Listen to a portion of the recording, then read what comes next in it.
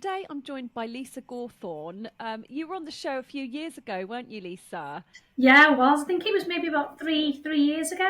Yeah, I think you were one of like the first people we had on the show. Um, Tell us about what you've been up to. You've won gold in your age group at the European Duathlon Championships and all sorts.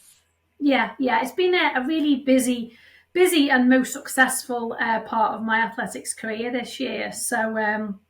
I um, I was fortunate enough. Well, actually, going back to summer last year, I got my first world podium in Romania, which was amazing at the World Championships in duathlon in my age group. So I got a bronze medal there. And that was in July 2022. And then it just kind of gave me that kind of appetite to think, can I go a little bit further? Could I turn that into a silver or a gold? Um, and I just unbelievably had two of the most epic races of my life. So the first one was over in Italy, and that was in April, and that was the European Championships. And that was one of those races where I had to work every second of every minute for that medal. I was actually only 3 seconds ahead of the lady in silver, so I really had to keep my focus on 100%. And it was a very tough race, and it was very warm, etc. But just amazing. And again, it's very unusual at age group races because you never quite know where you are because so many age groups are off at the same time. You never kind of know until you kind of walk over that carpet and you hear them call your name. So I knew I did quite well at the Europeans, and I knew that it was a very, very strong field, but I didn't expect to come away with the goals, and it just blew me away. And then the World Championships were actually only 6 weeks later in Ibiza. Now, normally with our training calendars and our racing calendars, there's a good 6 months in between the two races. So that kind of called upon the need to just try and stay in race pace condition for that 6 weeks, which is quite tough. But with my two coaches, my bike coach and my run coach, we put together a plan that kept me in good performance. Went out to Ibiza. And I kind of went out and I said I didn't have any expectations because my cat's not been well at all. He's got pancreatitis and I've just not had any sleep since September last year. No. So I'm really knackered. So I went out and I said, you know what, I'm going to enjoy it. I've qualified. I've got my goal from the Europeans. Let's just see what can happen. And I think potentially having that relaxed attitude may have helped because I ended up getting a gold and I was ahead of the next person by well over a minute and a half, which was phenomenal, really. And again, just amazing. Didn't expect it. Went over the blue carpet and heard them call my name and just thought, wow, is this actually really happening? So it's been a lovely journey, and you guys know I'm very supportive with everything I do, particularly to the vegan movement. So on my GB kit, I carry the Veganuary logo, the Vegan Society logo, and PETA UK as well. So that's been nice because over the years that I've been doing multisport, which is going into its 7th year now, it sparked up so many conversations, and it's just so lovely to hear lots of teammates have also made that transition and decided to become vegan now. And they've said, oh, you were my inspiration. And that is like the best thing I can hear if someone turns vegan because of something that they've heard me say or something that they've seen me do. That's like winning the lottery for me. Yeah.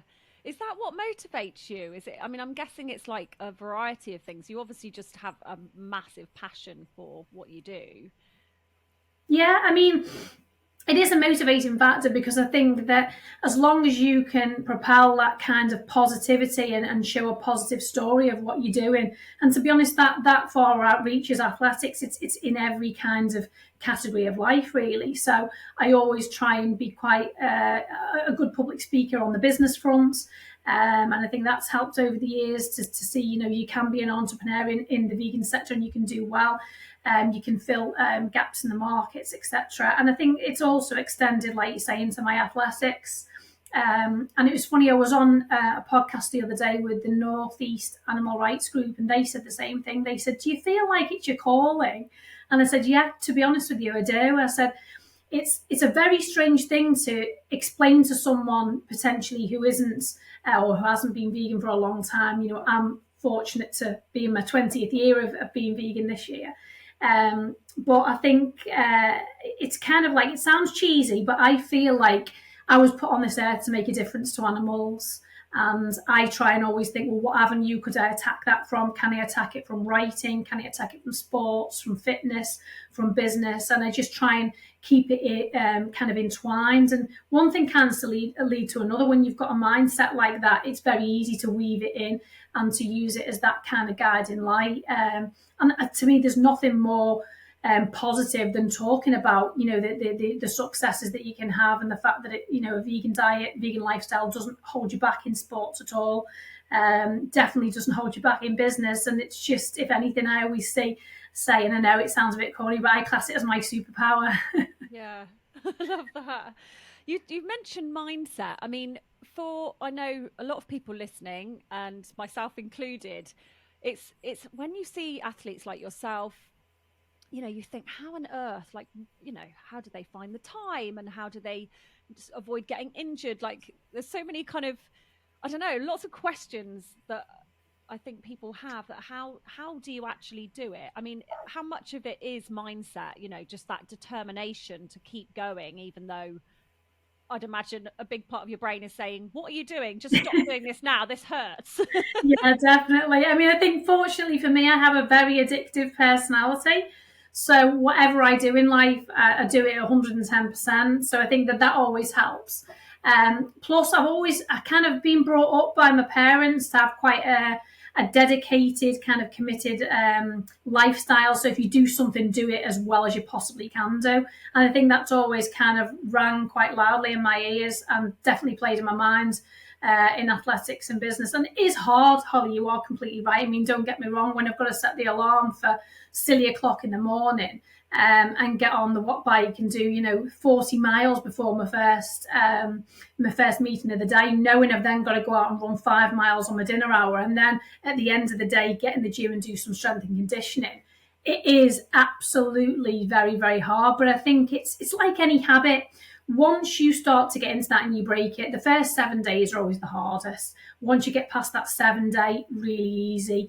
And then once you get into the sort of 21, 28 day and you've gone past the month, it becomes a way of life. And I think it becomes strange to not do it. And your body just becomes accustomed to it. I mean, don't get me wrong, the big things that you need to be able to do with that is you've got to make it work from a work-life balance point of view. If people have got families or businesses to run, you've got to work it around the hours that you can do. You've got to ensure you're getting enough sleep, and that is one thing that I've really struggled with since September, when obviously I told you my cat was ill. I've just not had a good night's sleep at all, so it's very, very tough to kind of keep that going. And I've just got to look for innovative ways. If I've got an hour in the sort of early afternoon where I can see the cat sleep, and I might take a little sleep as well, just to get some extra Zeds in. But one thing I will say is eating vegan foods definitely helps keep the energy levels high. With all those extra phytonutrients and all those great vitamins and minerals and antioxidants. I think that plays a huge part, because everyone says to me, surely you are completely jacked on coffee. You must be literally caffeine central. And ironically, I'm not allowed to have caffeine because I had a heart operation in 2007. Which has banned me from any substances, because I had something called supraventricular tachycardia, when the heart races very fast and gives you severe palpitations. Right. So I had a small operation called a radiofrequency heart ablation to correct that. But one of the things that you're not allowed to do is have any stimulants in your diet. So I am literally powered by water or electrolytes. And people can never get over that when they meet me, because they're like, but you're such a ball of energy and you never stop and it's rah, rah, rah. But I do put that down to that vegan diet, kind of giving me that. It's like a glow. It just gives you constant energy, because your digestive system isn't having to work hard to break down the animal protein. So I think that plays a huge part in why I'm always like a jumping jack. Yeah. What sort of diet do you follow then when you're training? What does a day of eating for you look like?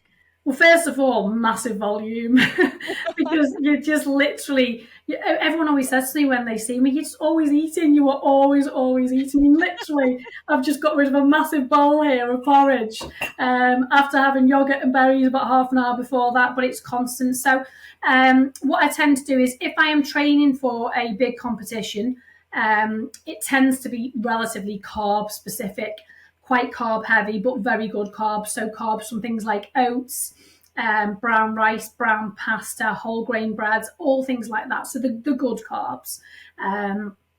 And I get a lot of protein. Well, I actually, when I compare my protein to a lot of my friends, I like double stroke triple what they do, because I have a lot of legumes, pulses, nuts, seeds, tofu, seitan, jackfruit, etc. So it tends to be, if I know I've got if I've got a race or I've got a hard training schedule, I go very carb high prior to that. And that might be 2 or 3 days prior to the race as well, to carb loads.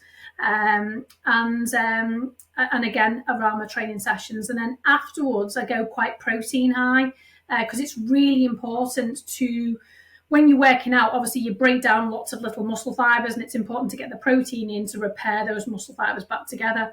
So I'm very big on literally within that sort of 20 to 40-minute window after working out, making sure that I've still got carbs in there, but it's probably more protein heavy. So a normal day for me would be starting the morning with porridge, lots of fruits, lots of nuts, etc. Mid-morning snack will be, if I'm on lots of conference calls and I'm quite busy, I'll just do a protein shake and a banana. Lunchtime, I'll probably have something like a tofu salad, maybe with some soup or something like that. And then mid-afternoon, I'll be having rice cakes and peanut butter. And then evening, I'll be having something like bean casserole with broccoli, tofu. I'm big on power bowls, so just having a bowl and dividing it into really cool things like a quarter quinoa, a quarter greens, a quarter beans, and just mixing it all up. Have that quite regularly. And then it doesn't end then. I have a mid-evening snack, which a favourite of mine. I get some protein powder, I get some yogurt, Alpro yogurt I use, loads of fruit, mix it all up and make myself like a nice healthy dessert as well. So it's like 6 meals a day, sort of like 3 mini meals and 3 sort of slightly bigger meals. And that's normally during either when I'm training hard or when I'm on the run up to a race. Right. God, it sounds exhausting. And Like you're working, you're training, you're eating. I mean, yeah. all that food prep must take time as well. Well, it does. It does. Luckily, my boyfriend, who he's slightly different to me. He's a strength trainer, so he's fully bodybuilding, etc. He does all the prep for the food, so I'm blessed with that. So he prepares everything, has it all in little boxes, has it all pre-weighed out. So it's absolutely, I'm so lucky to have that. And I fend for myself 1 week a month when he's over in Turkey. So literally, I do my own things then. But yeah, it helps because that preparation, again, you've got to get up either super early or be doing it late in the evening. So with everything, with food, with nutrition, with sports, with business, it's just preparation. You've got to be planning your weeks. I have a 3-month schedule. I'm always working 3 months ahead for my races, for my business meetings, for my nutritional, like periodized nutrition, etc. And I think having that there as a big kind of visual poster to keep on thinking, like, what's on this week, what's on next week, it just makes it easier to understand rather than going into blind panic on a Sunday night and thinking, oh my God, I've got to prepare 21 food portions. Oh, that does not sound fun. No. Do you ever sort of burn out or get ill or just kind of just can't get out of bed because you're just so exhausted from, perhaps after a race or anything like that? Yeah, I mean, occasionally. I mean, what I will say is I don't really suffer with a lot of things like coughs and colds or viruses or anything like that. But I do have bad asthma. And it is quite tough to sometimes get my asthma under control. And actually, quite unfortunately for me, my asthma is really at its worst sort of between April and September, which is the key racing period. So over the last few years, I have actually missed out on quite a lot of big competitions because that's completely floored me, where I've not been able to get on the bike, I've not been able to go for a run, I can't even pick up a 1 kilo weight. It's insane what that does to me. And I've had that since I was a child, and that's just the cross I've got to bear, unfortunately, on that situation. But what I will say is, rather than getting overly burnt out, I'm quite good at recovery. So if I run a race, let's say I run a 10K or a 5K on a Saturday morning or a Sunday morning, I think to myself, right, my reward for that is some sleep. So I will then go home, and even if it's the middle of the day, I know a lot of people can't do this, but I love it. I look forward to my post-race sleep, just to get 2 or 3 hours in, and then that kind of gets me over that hill. If I've took on a lot of electrolytes after the race, during the race, etc., or before the race, and then I get my sleep in, I actually feel quite revived a few hours later. If I didn't do that, and I just kind of tried to get on with my day after a race, I probably would feel a little bit more lethargic and a little bit more like, do you know what? I need a couple of days out of this. But my running coach, Tony, is really good with me because he's one of those coaches that says, let's just go with how you feel. Like if you're feeling really drained one day, like if I've got back-to-back business meetings and the last thing I feel like doing is going on a 5-mile run, he's like, that's fine, Lisa. We won't chase it. We won't try and put it in tomorrow. We'll just let it go and we'll start again tomorrow. And I think having that mentality around me rather than thinking I've got to put it all in and then I'll have to bring Tuesdays onto Wednesdays and Wednesdays onto Thursdays and all that, which causes a nightmare.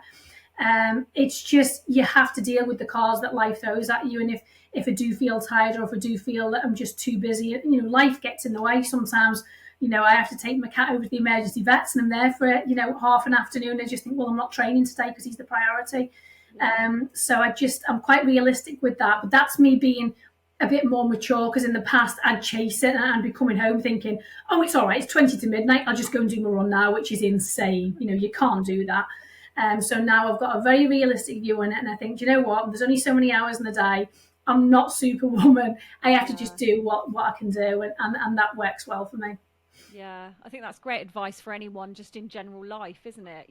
Sometimes I know in my life, I try and cram so much in. I've got children, I'm working full time, I'm trying to keep fit, keep the house clean, I've got a big family, and it just sort of goes on and on and on. And, suddenly it all stacks up and you're like, I don't think I can cope with all this. Yeah. Oh, absolutely. It's very overwhelming, no matter what you do in life, whether even a stay-at-home parent has a hectic life, a very hectic life. I've got friends that are stay-at-home parents, and it blows my mind what they do during the day. Getting the kids up ready for school, doing all the washing and doing all the chores during the day, picking the kids back up, prepping all the meals. That to me is harder than what I'm doing, because you're having to do it for so many people as well. You're not just doing it selfishly for yourself. So in every walk of life, I actually do think, especially the world we live in now, everything is so overwhelming. You're getting bombarded by social media. We've not just got emails to keep up with anymore, but we've got WhatsApps and voicemails and, everything that goes with it, Twitter, Instagram, Facebook, everything that everyone, 7 apps that you have to check every few hours. It's insane. It's very, very tiring. So, if you've got that attitude where you just think, do you know what? There's only so many hours in the day, and you prioritise. I think that's key, really. You can only get done what you can get done in the day and push everything on to tomorrow. I always have a good saying to people online, kick it into the long grass. All my balls are in the long grass that I never get to. I like that. I'm going to steal that saying. You're such an inspiration. I mean, it's just great to sort of hear how your mind works, and sort of think, right, I need to get a bit more organized with my life and my time. Yeah. Do you know what? I think that started though even in university, because at university I always found it quite hectic because I didn't live away at university. So I had to think, right, I've got to plan the travel schedule, which was like a 1.5 mile walk to a train station, a half an hour train into Liverpool, and then another 1.5 miles the other end. And then having to do that back each day, plus thinking about my study, plus thinking about my fitness. I think it was at that time where I thought, right, I need to buy a file of facts, which makes me sound so old. And I need to literally start blocking things out to think, that's my travel time, that's my study time, that's my workout time.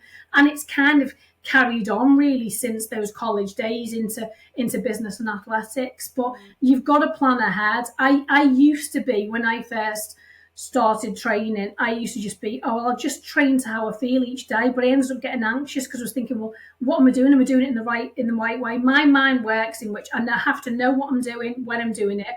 And also, I think it's important if you understand the functional benefit of why you're doing things a certain way. Like, why am I doing weights at the end of the day this day, or why am I doing them at the beginning of the day that way? There's always a reason for why you do it. Why am I eating this much food? Why are my macros this way? And analysing things, which is very easy in in the world we live in with all the wearables we have now, with our Garmin watches and MyFitnessPal, etc. You've got as much data about anything, and that's only set to continue. So I think just keeping it to that level of thinking, prioritizing it is really important, really. Yeah. Let's just talk about the vegan runners for a moment. So you're a member, aren't you? Yeah, and I've just actually gone first claim for them. So they've always kind of been my second claim club, because I've been running first claim for Liverpool, Pembroke, Sefton. But they've asked me so many times, just please, would you come first claim for us? And it's been quite difficult, because I've had a lot of league matches that I've had to do around the Northwest. And I've thought to myself, no, this is the year I'm going to do it, because I've got some groundbreaking things happening this year, because it's my 20th veganiversary. So I thought, right, first claim, I'm going to go first claim for them on my 20th year. So now I do run first claim for them, which I've made up. Oh, that's amazing. So what does that mean? So you put them down as your club when you enter Yes. events, yeah. Yeah, so that means that basically any results that I do moving forward will go into, they'll be able to pick them up from the vegan runners thing. So I can always run in my vest, because if you are in a club, or you've already got your second claim sorted, you can still join vegan runners as a member only situation, where you just wear the clothes, or you can be second claim, or you can be first claim. So I'm all in for that now, and they've been very supportive of me over the years. And it's lovely to be around so many like-minded individuals as well, because bear in mind, it's the fastest growing athletics group in the UK. I think it's somewhere between 3,000 or 4,000 runners in that group now, which is unbelievable. And I remember when I was wearing the vest, probably about, 10 years ago, and nobody wore it. And now I absolutely love the fact that I rock up to races, and I will always, no matter where I am, I'll meet at least another 2 or 3 in the vest. And I'm like, brilliant, that's really, really great to see. And I'm sure every other vegan runner feels that same kind of buzz as well. It's such an amazing community. I've recently sort of got my vest and everything. And start, yeah, I mean, I'm sort of more of a 5-10K sort of girl, nowhere near what you're doing. But it's yeah, you do feel really proud, and it does make you push yourself that bit harder, because you're like, you want to sort of do it for the animals, and do it to represent the club. And when you do see someone else in the vest, it's kind of like, oh, it's great. Yes. Well, you mentioned you've got exciting things coming up this year then. So what have you got planned? Well, the athletics-wise, it's been really strange, as I say, because everything was so jam-packed at the beginning of the year, that my international multi-sport appearances were done by May, which is unbelievable, because normally we have other activities, normally the Worlds or the Europeans in September. So I'm done with multi-sport for the year, I think, because I pre-qualified for next year's European and Worlds anyway. And what we're trying to do is, out of the 2 disciplines in duathlon, if anyone doesn't know, duathlon is run, bike, run, rather than swim, bike, run in triathlon. Out of the 2 disciplines, I've always been a much stronger runner. I've worked hard on my bike, and I've got so much better over the years, and I'm proud to say that, I'm up there with the best of the best, given that it was never my forte. But I'm much, much stronger on running. So what we've said, myself and my running coach have said, we'll just start attacking all of the distances and seeing what we can do. Now, bear in mind, I PB'd in every single distance last year. So it's now trying to, and I really put my heart and soul into that, so it's now trying to see what else we can do this year. So I've got 2 big goals to do this year. Athletics, if I can. I'd love to go sub 38 in my 10K, so 37 something. And I'd love to go sub 18 in my 5K, so 17 something. And I'm hopefully on the right trajectory to potentially do that. And that would be something that, I've been chasing for a good few years. That would be really, really, really amazing. Potentially going to be looking at competing in the European Masters Athletics in September, if I can fit it in. So that's similar to what I've been doing on multisport, but purely about running. So that would be over in Pescara in Italy if I do that. And then, like I say, just chasing down those disciplines, seeing if I can get a 1,500 metre PB and a 3K PB. I managed a 1 mile PB 2 weeks ago, where I actually won the Manchester Mile. Won my age group, was the fastest out of all 10 races, the fastest out of all females, and did a 12-second PB. So I ran that mile in 5 minutes 30. So I was really, really, really made up with that. So I want to kind of continue with that and see if I can just PBing some more distances really, and so that would be the big things on the athletic side of the world. And then the other big thing I've been focusing on is my launch of the Vegan deck, which you may or may not have seen. So this is a deck of 67 fully illustrative and informative cards. Like they've been going so well. We've just been selling them online at the moment. They're about to go on Amazon in the coming weeks. They're on Etsy, and they're also obviously on the normal www.vegandeck.com site. But that's been a big passion of mine. I actually started this project 3 years ago. And this came about, funny enough, I had a little journal where I was keeping, anytime anyone asked me a question or anytime something popped into my head or I was asked to write for a magazine on a certain article, I kept like a journal, and I thought, it'd be lovely to turn that into a book. But then I started thinking about images that would portray it better. And then I thought, what, it'd be better as a deck, because I love these decks. I've always collected them over the years, mindfulness decks and yoga decks and crystal decks and everything. So I decided, after about 2 or 3 years of collecting really good sort of questions, answers, swaps, all kinds of different things, the normal questions that people ask if they're going to go vegan or they've been vegan, food swaps they can make, junctions that they come to in life where they've got to kind of have a bit of help. I created that and called it the Vegan Deck. So that was, and that is, my kind of present to myself this year in celebration of my 20th year of being vegan. So that's actually coming to Bravura Foods now, and we're going to be pushing that between now and the end of the year to get that out and to get some more listings for that, not just in the UK, but obviously globally as well, because it's quite a unique proposition.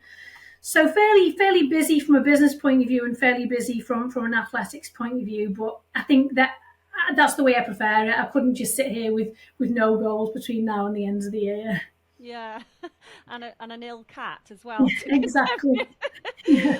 Oh, Lisa, you are such a joy. We'll link to the Vegan Deck in the show notes so that people can go and check that out and hopefully purchase it. But yeah, thank you so much for taking the time to chat to me. I could literally have you on the show once a month, because you're just so great to talk to and so inspirational. Oh. Good luck with all your events, and thank you for everything that you do for the movement. Oh, thank you, Holly. It's a pleasure.